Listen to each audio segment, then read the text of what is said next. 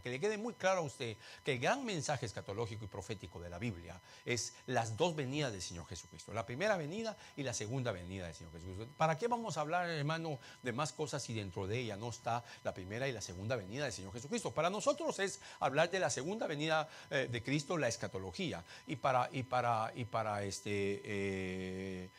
y hablar del mensaje profético, que es diferente en la primera venida del Señor Jesucristo. Entonces, Génesis capítulo 1, versículo 14, en esa versión dice: y dijo Dios, hagamos lumbreras en el firmamento del cielo, para iluminación sobre la tierra, para dividir por entre el día y por entre la noche, y sean para señales y para sazones y para días y para años.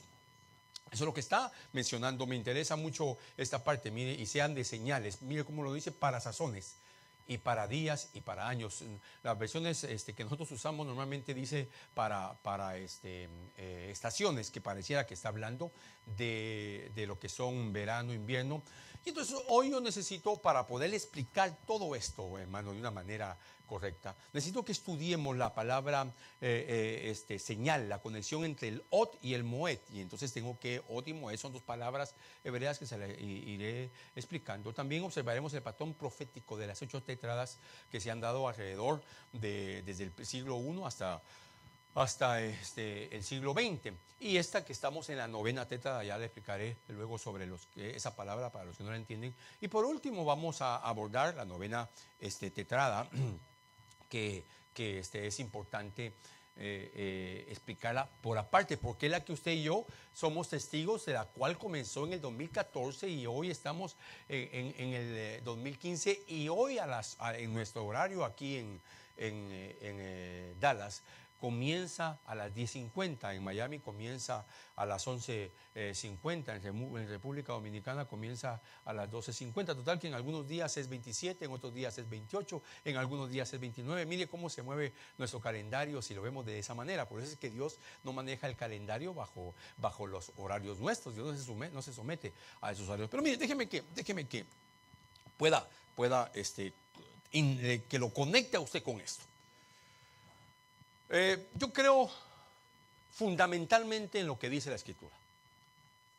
Lo que está fuera de la Escritura, hermano, lo podemos platicar y debemos platicarlo, pero solamente como una forma de información, de ilustrarnos, de culturizarnos, de educarnos, si quiere. Cuando yo le explique a usted, cuando entre de lleno al tema, muchos van a entender, van a poder encontrar explicación por qué gente como Nostradamus podía predecir el futuro y en un porcentaje muy alto pegarle. La gente que no cree en el Señor Jesucristo, o la gente que cree en la Biblia y que cree en un Cristo histórico, le tiene más credibilidad a las profecías de Nostradamus que a las profecías de la Biblia. ¿Por qué razón creen más a eso? Porque la iglesia en general, hermano, nosotros los ministros, muchos les tienen temor a hablar de la profecía escatológica, y muchos sobre sus púlpitos lo que dan es una profecía o una escatología ficción escatológica. Que hablan de cosas, hermano, que el piloto de un avión va a desaparecer y el avión se va a estrellar, que van a ir caminando sobre la calle algunas personas y el traje va a quedar ahí tirado, que alguien va a ir manejando un bus de niños y se va a ir el chofer y los niños y el bus se va a ir a estrellar. Por favor, eso se llama una ficción escatológica. Además, yo creo, hermano, para aquellos que de repente dicen, no, ¿para qué voy a estar hablando de eso si la Biblia no toca el tema escatológico, profético? ¿Cómo que no lo toca? Le estoy hablando que la gran escatología de la Biblia siempre ha sido la primera y la segunda venida del Señor Jesucristo. ¿Le queda claro eso? Si vamos a hablar, hermano, sobre profecía sin involucrar al Señor Jesucristo, estamos fuera del contexto de esto. Pero la profecía escatológica empezó en aquel momento para todos aquellos que estuvieron antes de la primera venida del Señor Jesucristo. Empieza desde Génesis capítulo 3. Se anuncia la venida del Mesías. Un derramamiento de sangre, hermano, para cubrir a 2 pecadores. Mire qué hermoso. Si seguimos en los libros, no, el tema no es ese, pero si seguimos en los libros de Éxodo, hay una enseñanza profética, escatológica, donde se habla de cómo sería el verdadero cordero a través de los sacrificios, el sacrificio de la madrugada y el sacrificio de la tarde, el holocausto, los dos machos cabríos que se presentaban, uno que se iba al desierto y el otro que le ponían las manos, ponían los pecados pecado sobre ellos, lo degollaban, derramaban la sangre. ¿Por qué le digo eso? Porque cuando Jesús se presentó, no sé si usted ha notado que habían dos llamados Josué, dos Yeshua. Uno se llamaba Yeshua Bar Abás y el otro se llamaba Jesús de Nazaret. A uno lo soltaron y a otro lo agarraron y derramaron su sangre y sobre él cayó el pecado. O sea que hasta en los dos machos cabríos estaba profetizado. Hasta eso se cumplió. Y uno dice, qué bárbaro ese pueblo, qué bárbaro. Eso estaba profetizado. Habían dos machos cabríos. Bueno, estoy diciendo todo esto porque, y si hacemos un recorrido, hermano, ¿acaso no en número ya profetiza Balaán, la estrella que saldría de Jacob, hablando del Señor Jesucristo en su primera venida y también en su segunda? Y habla también de su segunda venida, cuando reinará con el cetro de hierro. Y nosotros podemos recorrer, no lo voy a hacer un recorrido, pero podemos recorrer la palabra, porque todavía estoy introduciendo esto, podemos recorrer la palabra profética impresionante y vamos a encontrar la enseñanza profética y la enseñanza escatológica, que hay que separarla. Y entonces encontramos libros completos, hermano, como por ejemplo, como Jeremías, como Isaías, como Ezequiel, como Zacarías, como Malaquías, como Nahum, como los Salmos, etcétera, que hablan de la profecía escatológica. Y que para muchos de nosotros ya no es escatológica, sino profética. La primera venida del Señor Jesucristo para nosotros ya no es escatológica, sino que es profética. Algo que ya se cumplió. ¿Por qué le estoy diciendo todo esto? Porque lo primero que quiero hacer es, a través de la introducción, poner base, fundamento bíblico. ¿Por qué yo sí le doy importancia a la profecía bíblica? El que la iglesia o muchos ministros no le den, le están dando espacio a que la gente busque qué dice Nostradamus, qué dice Nostramudos, qué dice Nostrainventos, es decir, todos aquellos que inventan un montón de cosas. Por ejemplo, hoy se está diciendo, hermano, que es el fin, que viene el fin, que en estos días viene el fin. Yo le digo que no. Para empezar, ni siquiera entienden qué es fin. Disculpe que se lo diga. No, yo pasé hasta como el 2012 o 13, que no entendía que para mí fin es, como diríamos en Guatemala, Ixcamic, se acaba todo. Después entendí el ciclo profético en el que Dios se mueve y profetiza. Entendí, hermano, el quiasmo que Dios utiliza para hablar de ese ciclo profético. Bueno, dicho esto, para que le quede claro, es que necesitamos entender que estos son señales y qué nos están anunciando. Y que vivimos en una época, hermano, que realmente es maravillosa y gloriosa. Entonces, mire, vamos a empezar con la conexión Od y Moed.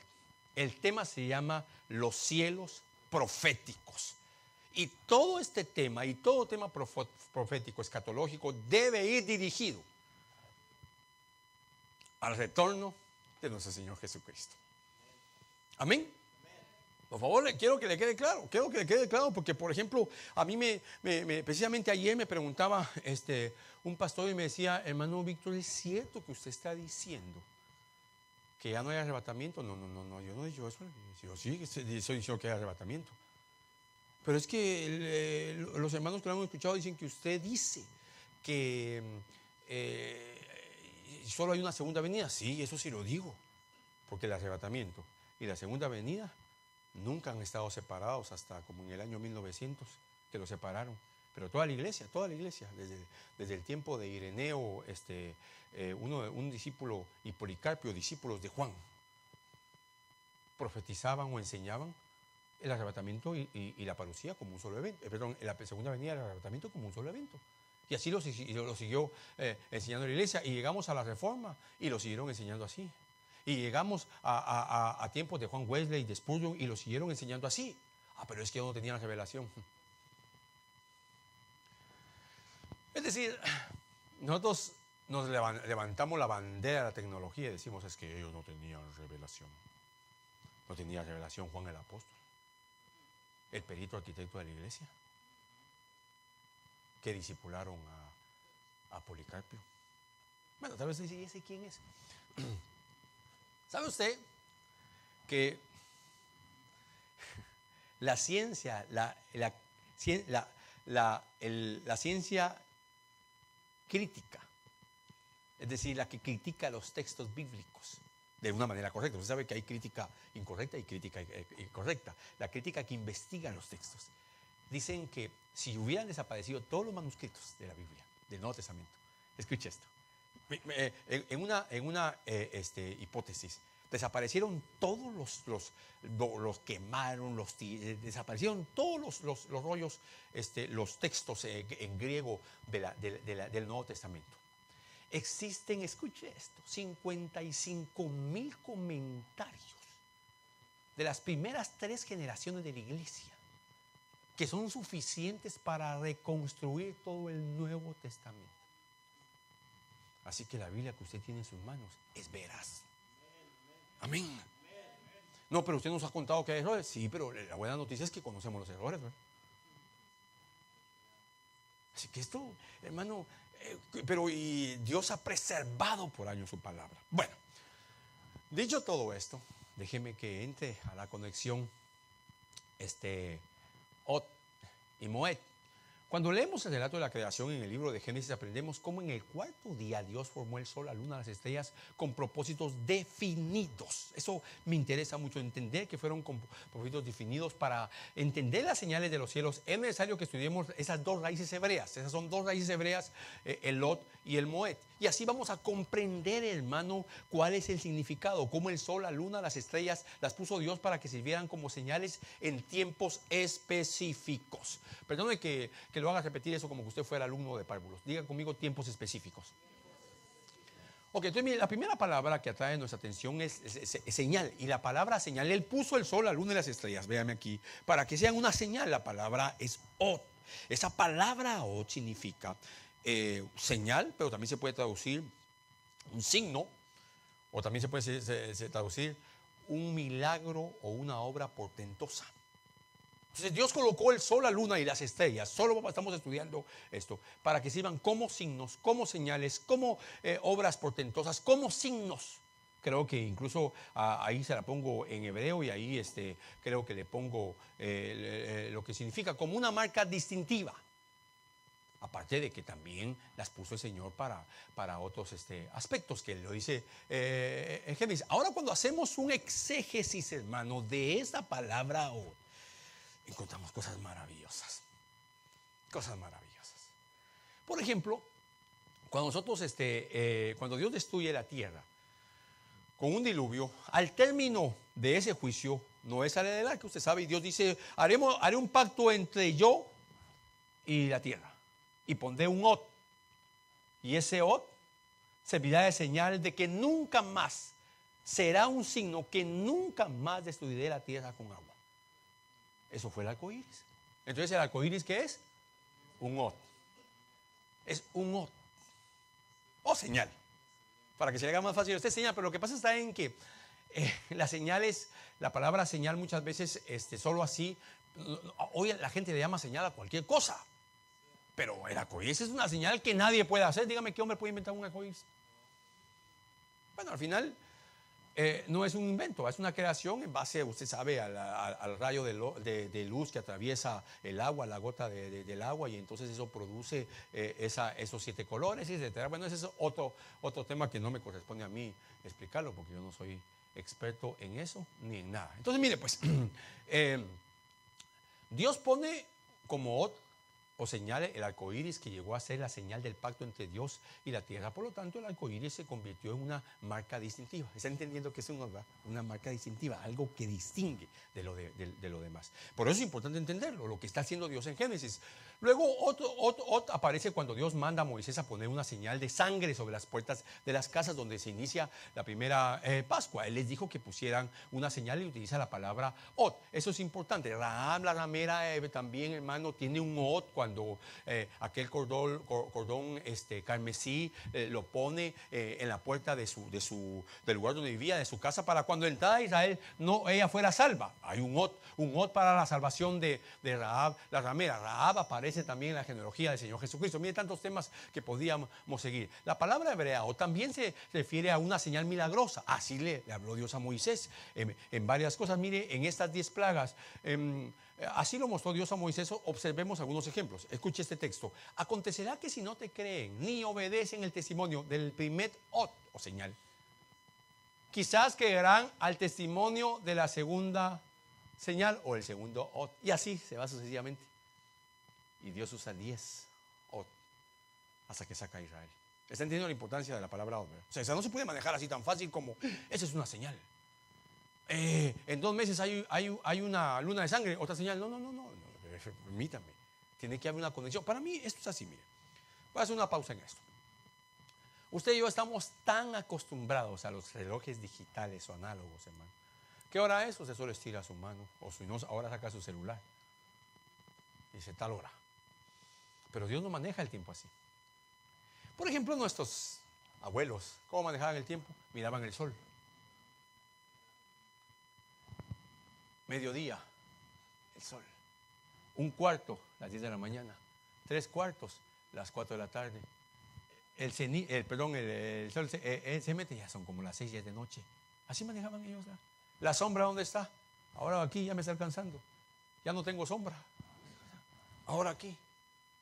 Ellos manejaban el tiempo de esa manera. Dios tiene relojes, hermano. Mire, Dios tiene relojes tan impresionantes que nosotros no le hemos puesto atención. Por eso, hermano, gente como Nostradamus pudo profetizar, aunque sus profecías no eran bíblicas, pegó en muchas porque simplemente se puso a observar el reloj de Dios. ¿Para que usted le puede profetizar a alguien que no sabe? Mire, apúrese. Usted mira el sol o mira su reloj. Apúrese porque yo calculo que en 7 horas, le profetizo que en 7 horas se va la luz del sol. Eso ya sabe. Tiene 60 años de vida en esta tierra, ¿cómo no va a saber? Sí, me está captando, ¿verdad? Eso es muy sencillo. Usted dice, usted y yo sabemos que ahorita todavía atardece o anochece tarde, 7:30, pero ya vienen los días en que a las 6, si no cambia la hora, a las 5. Pero aquí, hermano, llega un tiempo en que a las 9 de la noche todavía está el solito y uno se puede echar una su cascarita, como dirían los hermanos de México, o una su chamusquita, como dice uno en Guatemala, un su futbolito, su partido de fútbol. Porque entiende eso. Apúrese, porque igual los hermanos que pescan van en la madrugada, ¿verdad? Yo todavía no entiendo por qué, pero ellos conocen el reloj de los peces, que saben a qué horas andan ahí. Entonces, lo que sucede es que la iglesia se ha olvidado de que Dios estableció un calendario que Él lo formó, que es el que hay que seguir. Porque Dios es el Dios de la historia, hermano, entiéndalo. Yo creo que esto la gente no lo capta. Entonces, mire, los signos ponen el sello de autenticidad sobre el mensaje profético, aunque no son la prueba máxima definitiva de su autoridad. Eso que le quede muy claro. La profecía bíblica es la autoridad máxima y definitiva de la profecía. Eso, hermanos, debe quedarnos muy claro. Por lo tanto, podemos entender que además de poner las grandes lumbreras para señorear sobre el día y la noche, sobre las semanas, los meses, también creó Dios, o las creó, para que fueran señales de los tiempos. Esto es lo que necesitamos entender, ahondar. Esto quiere decir que el sol, la luna y las estrellas tienen la particularidad de ser señales en tiempos específicos, amado hermano, en fiestas bíblicas. ¿Por qué digo yo fiestas bíblicas? Se lo tengo que demostrar con la otra palabra que también aparece ahí, para que sean señales, para que sean ot en el moed. Entonces, cuando uno sigue adelante, vemos el fundamento. Para tener más fundamento bíblico es necesario analizar esa otra palabra. Mire Génesis 1:14, y dijo Dios: sean luminares en el entendimiento de los cielos, para apartar el día de la noche, y sean por señales, ot, ¿verdad? ¿Ya le queda claro? Ot. Ahora dice, y por tiempos. Esta versión me encanta como lo traduce, por tiempos determinados, que en hebreo es moed. Aunque, como está hablando en plural, debería decir modeín, en tiempos, modeín, y por días y años. Así que las señales del sol, la luna y las estrellas, que le quede muy claro, diga conmigo, las señales de sol, luna y estrellas son señales cuando caen, siga conmigo, cuando se conectan con modeín, perdón, con fiestas bíblicas. Porque Dios las estableció. No estoy diciendo, hermano, no estoy ni siquiera sugiriendo que la iglesia debe celebrar las fiestas bíblicas. No, yo no estoy diciendo eso. Eso le correspondía a Israel. A nosotros no nos mandaron a hacer eso. Pero le hago una pregunta, porque es que aquí, no sé por qué la gente se complica. En Génesis 1:14 ya existían las fiestas, no existían. ¿Fue ocurrencia de Moisés hacer las fiestas bíblicas? No. ¿Fue ocurrencia de algún sacerdote, de algún rabino, de algún fariseo? No, fue de Dios. Para ellos tenían un calendario, una de las cosas para ellos tenían un calendario agrícola. Incluso las fiestas bíblicas se dividen en 2 tiempos. Que de nuevo marcan dos épocas gloriosas. Las fiestas bíblicas, y no es el tema, marcan la primera venida del Señor Jesucristo y la segunda venida del Señor Jesucristo. Reloj de Dios. Ok, entonces rápidamente, hermano, la palabra Moed. La palabra hebrea de donde se traduce tiempos o demostraciones es Moed, y al asociarla con la palabra hebrea o señal nos abre un panorama totalmente diferente. Mire, esta es la clave en las señales de los cielos, es decir, la conexión entre el Od, señal, y el Moed. Así entenderemos cuando los fenómenos en el cielo son señales y cuando no lo son. La palabra hebrea Moed se usa por primera vez en Génesis 1:14, que es el libro el texto que le leí. Pero mire, donde dice que es muy claro que el sol, la luna y las estrellas fueron colocadas en los cielos, entre otras funciones, como señales en los tiempos de Moed. Esta raíz hebrea, que esto es importante, tiene 4 significados importantes. Y los significados, hermano, pueden ser los siguientes: tiempo determinado, o también solemnidades, lugar fijado, o reunión o fiesta. El tiempo es muy corto para explicar. Por ejemplo, hacer un exégesis de cómo la palabra Moed Dios la utiliza para fiestas, cuando existe otra palabra para fiestas en la Biblia. Pero aquí es muy peculiar que para las fiestas bíblicas siempre se utiliza el Moed. Entonces, mire, podemos entonces traducir como toda seguridad la palabra Moed como fiestas o como tiempos determinados.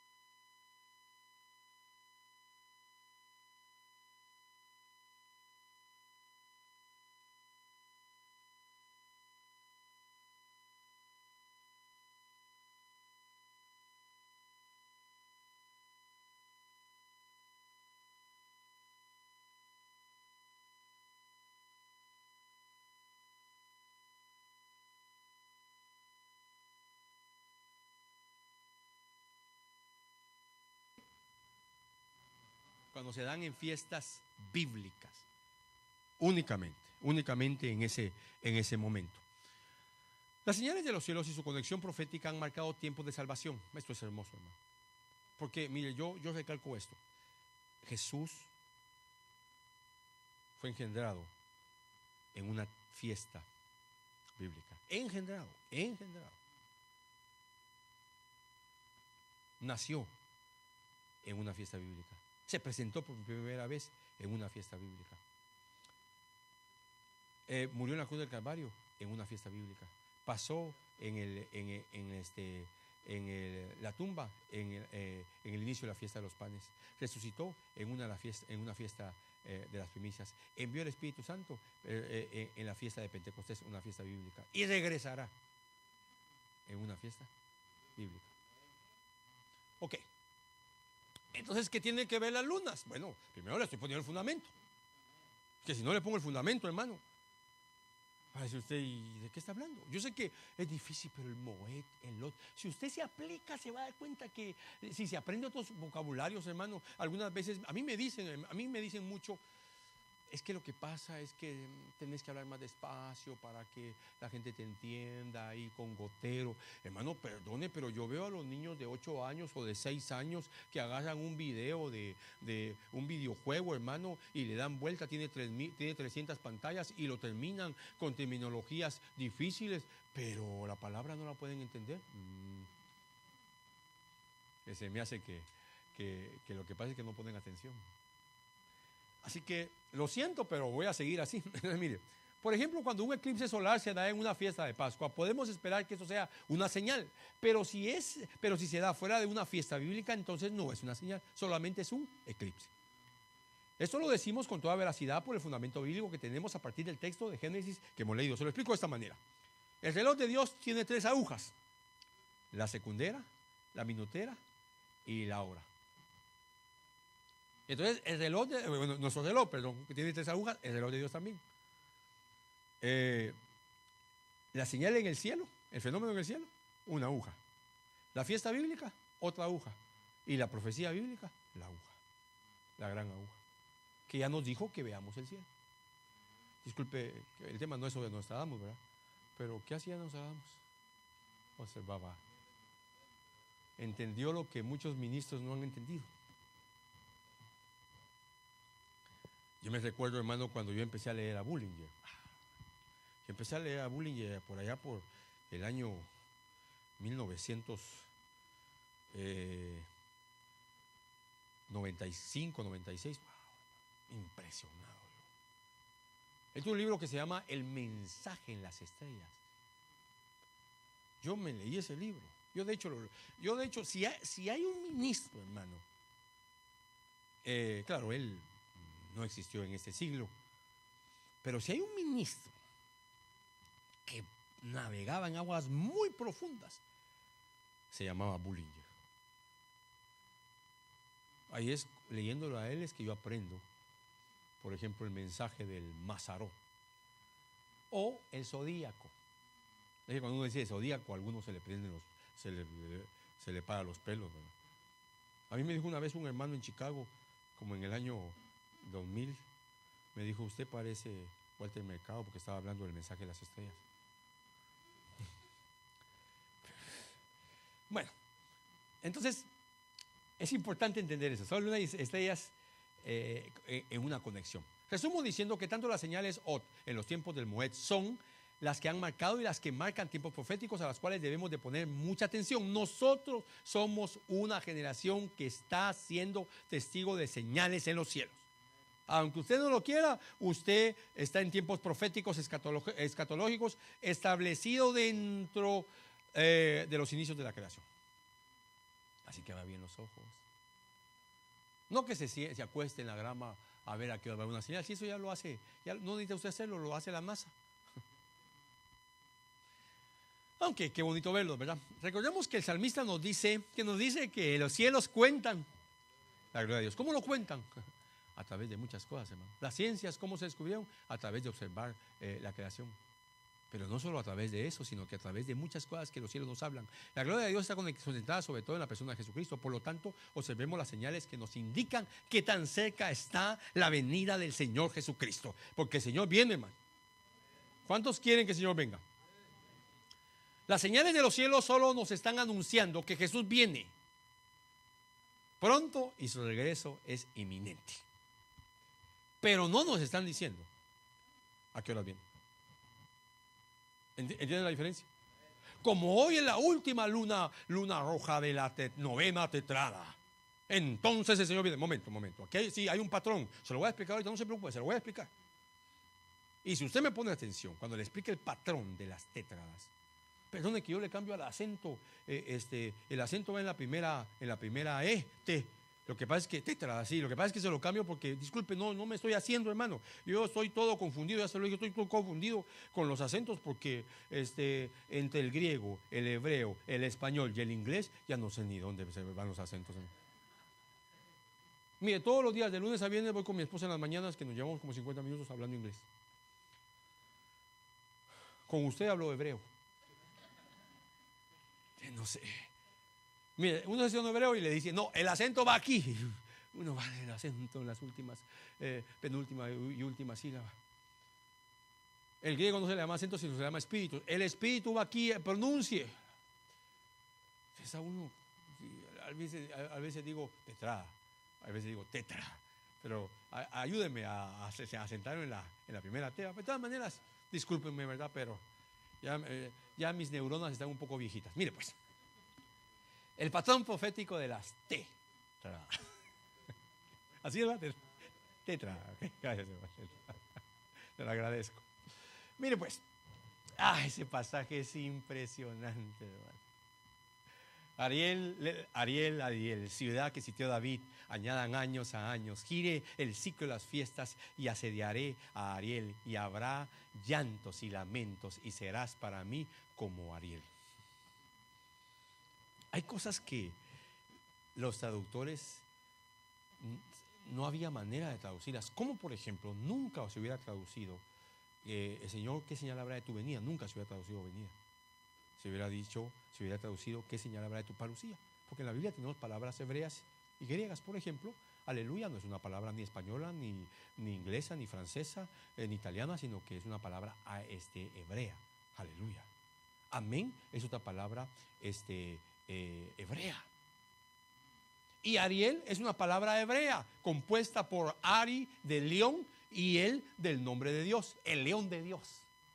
Y el león de Dios es Judá y Jerusalén. Entonces ahí dice, ay, mire, 2 veces Ariel, ciudad que sitió David. Porque David, no sé si usted se ha notado que nunca Israel conquistó Jerusalén. Quien conquistó Jerusalén fue cuando David llegó a ser rey. Entonces, Ariel, ciudad que sitió David, añadan años a años. Escuchen, ahí va el ciclo, el reloj de Dios. Aquí está muy marcado el reloj de Dios. Añadan años a años y gire el ciclo, el quiasmo, el reloj de Dios gire. Así maneja Dios los tiempos. En las fiestas, ¿dónde que gire? En las fiestas, en los modeín. Y entonces voy a asediar, voy a entrar, voy a enviar. Se lo estoy interpretando, voy a enviar a que invadan al león de Dios, a Judá, a Jerusalén, y habrá llantos y lamentos. 2 veces ha sucedido eso. Babilonia entró al Ariel de Dios y destruyó el templo de Salomón y se llevó cautiva a Judá. Luego Roma entró, rodeó el Ariel de Dios y entró al Ariel de Dios a Jerusalén y destruyó el templo construido por Josué y Zorobabel. Ariel, 2 veces. Ariel. ¿Y cuándo va a ser el tercero? ¿El tercer qué? El tercer templo. Bueno, deme textos, que me den textos, no sé, que me den textos dónde está el tercer templo. Perdona, pero ¿quién va a invadir hoy Jerusalén? Hoy tendrían que invadir Israel. Antes de invadir Jerusalén hay que rodear Israel. Y al vencer a Israel ya no necesitan entrar a Jerusalén, ya han ganado. O sea que decir hoy que los ejércitos van a invadir Jerusalén es estar fuera de la Biblia, porque antes de llegar a Jerusalén tienen que enfrentarse a Israel. Bueno, pero el tema no es estrategia de guerra ni militar, pero se lo digo, ¿verdad? Porque no sé de dónde tienen, de dónde fundamentan eso. Sé que algunos se van a molestar por esas cosas, porque algunos defienden primero su doctrina que la doctrina de la Biblia. ¿Le queda claro ese texto? Hermano, lea todo Isaías 29 y se va a dar cuenta. Ahora entiende por qué 2 veces Ariel. Pero lo que le quiero demostrar, ¿por qué 2 veces? Porque 2 veces fue destruido el Ariel. Lo que le quiero decir, hermano, es que hay textos que nos dicen cómo Dios maneja el reloj. Dios es el Dios de la historia. O sea que Él marca los tiempos. Dios pone y quita reyes. Dios marca y cambia y muda, dice la Biblia, los tiempos. Dios muda los tiempos. Le voy a demostrar algo. Porque Dios es el Señor de la historia. Bueno, todo eso ya se lo expliqué, así que no necesito explicárselo más, o quiere que se lo vuelva a explicar. Ahí está la fecha mía, Babilonia, el año 587, y Roma que invade Jerusalén en el año 70. Pero también ya se lo dije, mire qué bien vamos. Entonces entramos ahora a estudiar las tetradas. Falta, muy bien, hermano. Las tetras, las 8 tetras.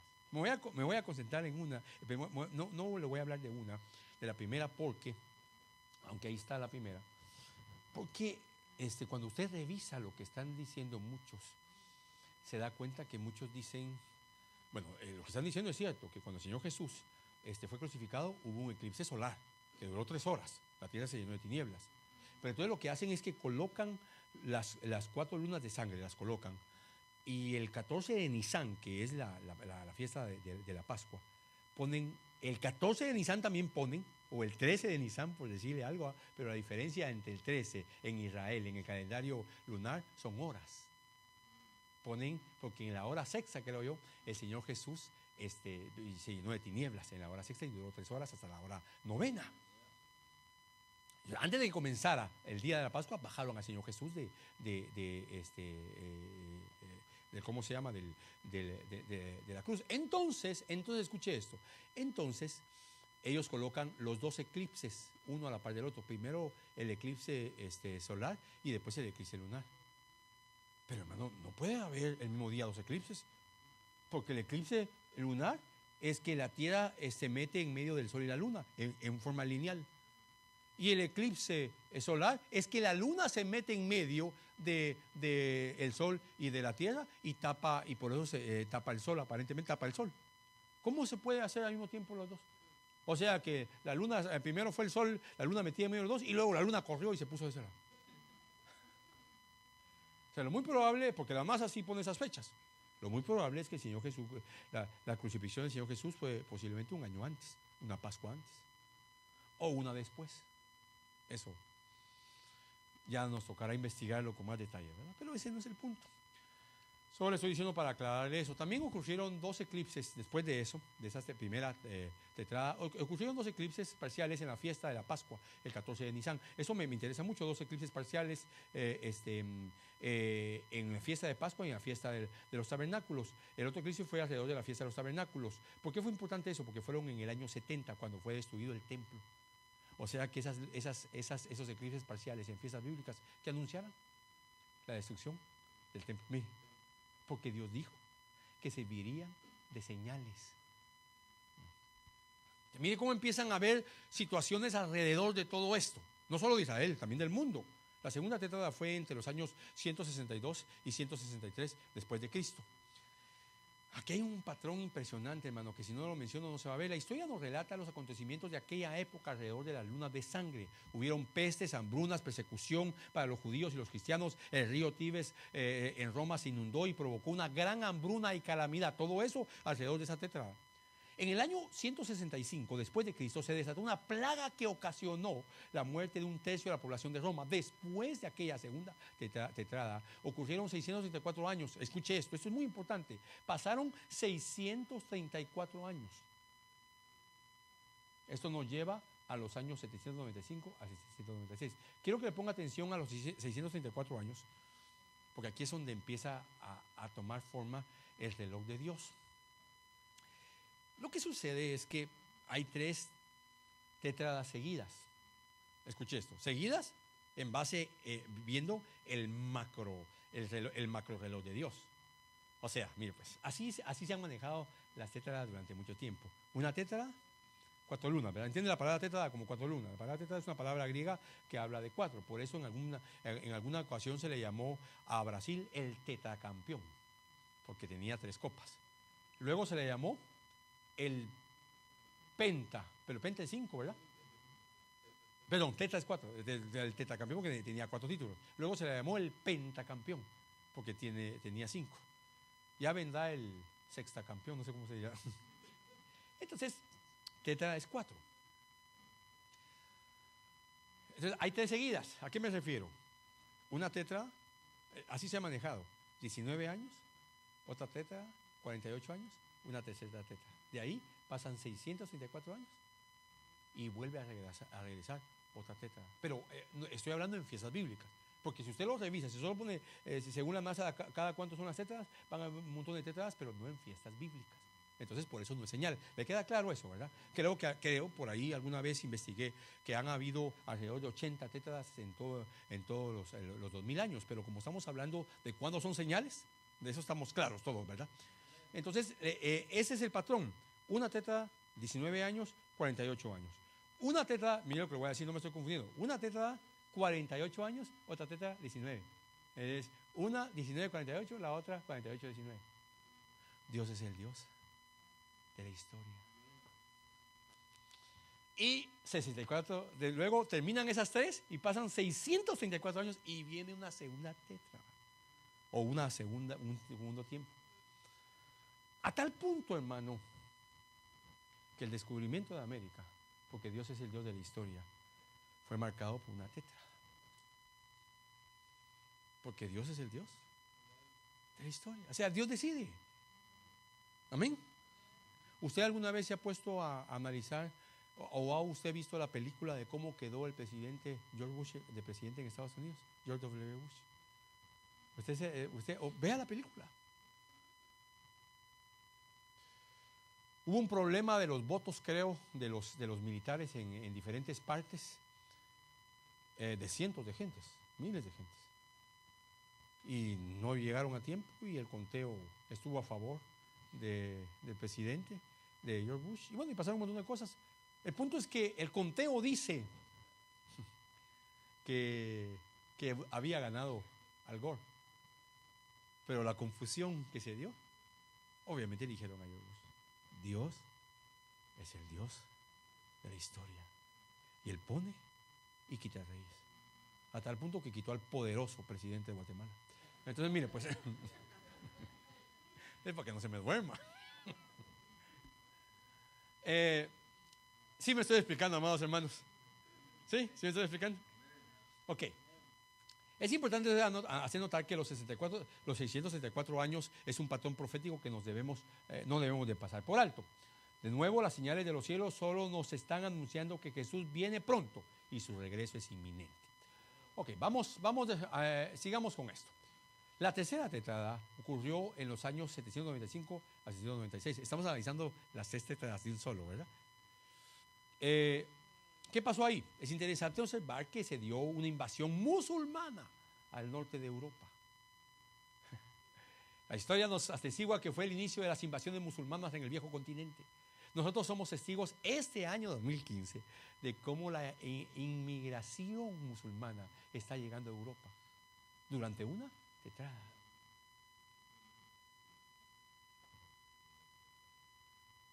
A mí me han preguntado, ¿qué piensa usted, hermano, de la invasión musulmana? Un patrón, porque al final, hermano, esas inmigraciones terminaron en guerras. Ese es el punto. Nosotros somos, bueno, ya se lo mencioné, pero mire esta otra que es parte de tres seguidas. Cuando digo tres seguidas, ya sabe la diferencia. 19, 48, 48, 19. La cuarta tetrada ocurrió en los años 842 al 843. En esa cuarta tetrada de nuevo se dio otra invasión musulmana a Europa. Mire qué peculiar, hermano. Solo que ahora fue directamente a Roma y al Vaticano. Roma fue saqueada por los ejércitos invasores musulmanes. Deseo recalcar, hermano, este punto, la inmigración que hoy estamos viendo de los musulmanes a Europa. Escuche esto. Y ver cómo el Papa actual está involucrado. Ha pedido que les abran las puertas. Solo que en aquella tétrada entraron a Roma, la invadieron, saquearon el Vaticano. Aquí no, ¿verdad? Pero están involucrados. Sigo. La quinta tétrada ocurre en los años 860 a 861. Alrededor de esta quinta tetrada, ¿qué pasó? El norte de Europa, esto es impresionante, ¿no? Es azotado por las tribus bárbaras, eslavas y los vikingos. Ahora, las tribus bárbaras eslavas se convirtieron en lo que hoy es Rusia y Ucrania. Durante esta tetrada del 2014-2015, Rusia entró a ¿cómo se llama el lugar que entró? En Ucrania, ¿cómo se llama el lugar? No se recuerda ninguno. Bueno, se me olvida el lugar del nombre, se me escapa. Y hasta la fecha, usted sabe que hay sanciones económicas contra Rusia, usted sabe la invasión del espacio aéreo en Europa, usted sabe que Europa solicitó hace sin mucho mes y medio, que enviara a Estados Unidos sus aviones F-25, creo que o F-22, no recuerdo, F-22, no puedo recordar tanto número ni tanto, esos aviones que aterrizan así, esos aviones, hermano, que por ejemplo hay una simulación de 4 aviones F-22 contra vienen creo que 35 aviones, por decirle algo, rusos, ¿verdad? Y ellos ya no tienen, lo ponen así dramático, ellos ya no tienen, ya cada uno solo tiene 4 misiles. Entonces dice el reporte de Discovery, dice, esto no es cantidad, sino la capacidad de poder atacar antes de que lo vean. Entonces ellos detectan y envían cada uno sus 4 misiles, que son 16, y destruyen 16 aviones, pero todavía el número es mucho mayor. Si eran, por decirle algo, eran 35, ahora quedan 25. Entonces se conectan con aviones que están a 50 millas de ellos. Aviones que tienen, por decirle algo, cada uno tiene 50 misiles. Y se conectan y les dan las coordenadas. Entonces los aviones solo se elevan, póngale así, y de donde están lanzan los misiles y destruyen. Y dejan como todavía 12 aviones. Entonces ahora cada avión se va a enfrentar a 2 aviones o a 3 aviones del enemigo. Entonces se cuenta que el avión ese F-22 gira así circular, va cayendo y gira así circular, porque si tiene el avión atrás, solo gira y se le pone enfrente.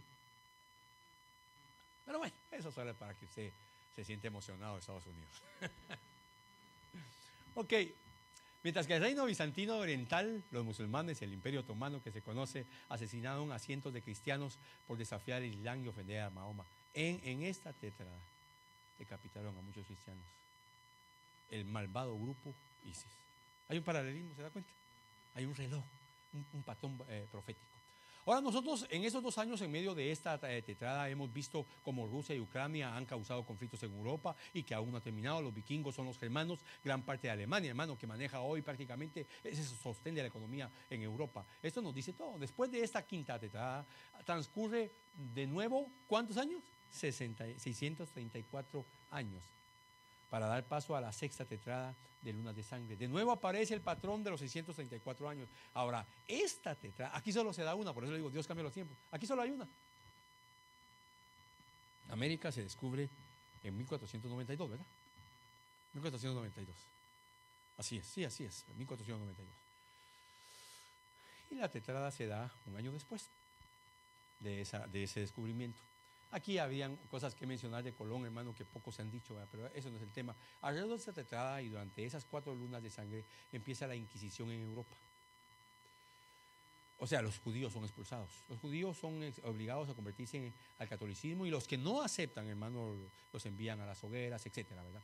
Eso sucedió un año antes de esa sexta tetrada. Un acontecimiento muy importante es que unos meses antes de la primera luna de sangre se descubre América. Los judíos se encuentran en otra tierra, ya que durante todo el siglo XV los habían expulsado de la mayoría de los países de Europa. Por eso les digo, Dios maneja los hilos de la historia. Es Dios el que decide cuándo se iba a descubrir América, porque les iba a servir de refugio a Israel. Yo sé que algunos dicen, pero Israel, ¿qué? Bueno, ese es otro tema.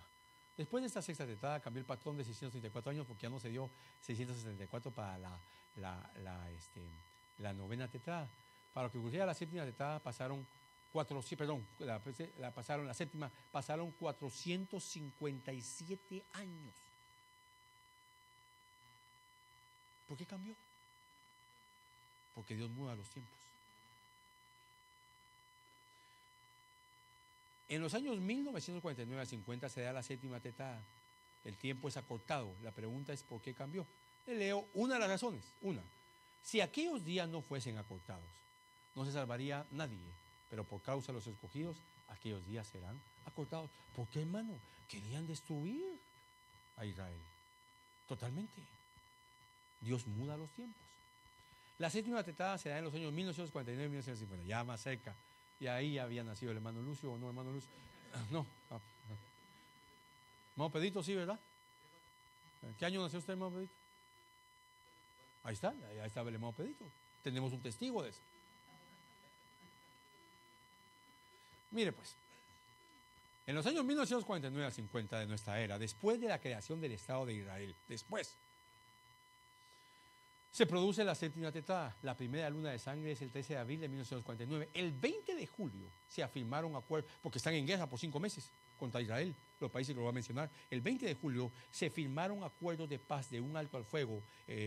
Lo firmaron Egipto, Jordania, Líbano y Siria. Irak no quiso firmar, que son los mismos que lo atacan después en la guerra de los 6 días. No quiso firmarlos, pero retiró sus tropas. Eso es en 1949.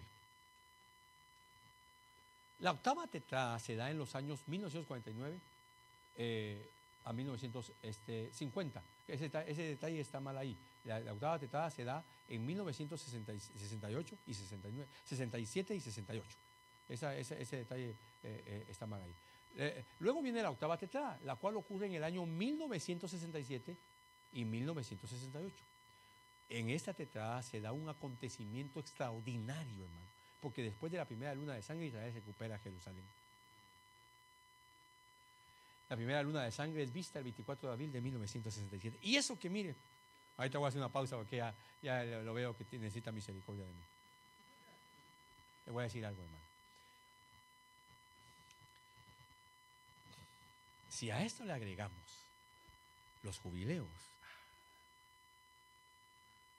Mire, 1917, para que no lo sature tanta información. Diga conmigo 17 y 67. Eso no se le olvida, ¿eh? 17 y 67. ¿Quién nació en el año 67? Levante la mano. Los que uno, solo hay uno, ¿verdad? Ok. ¿Quién nació en el año 17? No, ninguno. En nuestro calendario, 17 y 67, sea 1800, 1700, 1600, 2000, 3000, 67 y 17 siempre se cumplen jubileos. ¿Cuándo es el próximo jubileo entonces? ¿Cuál es el próximo 17 que viene? 2017. Ahí viene otro jubileo. Vamos para atrás, 67, un jubileo. Vamos para atrás, 17, jubileo. Más o menos, escucha esto que voy a decir, más o menos como en el año 130, mire lo que voy a decir, después del año 130 son expulsados los judíos definitivamente de Jerusalén y se van por toda Europa, Asia. Y todavía los que quedaron ahí son expulsados también por el mundo musulmán o son juzgados. Después de todo aquello, hermano, después de que acabó el Imperio Romano, llegó 1917, uno de los jubileos de Israel, y es liberado Israel del mundo, del poder, el Imperio Otomano del mundo musulmán. 1917. 1967 Dios les devuelve Jerusalén. 2017, ¿qué va a pasar? Eso lo hablamos en la próxima, cuando hablemos de los patrones de los jubileos, porque sí lo tengo que hablar. Por ahí un rabino profetizó en el año 1450, por ahí profetizó. Dijo esto: 10 jubileos pasarán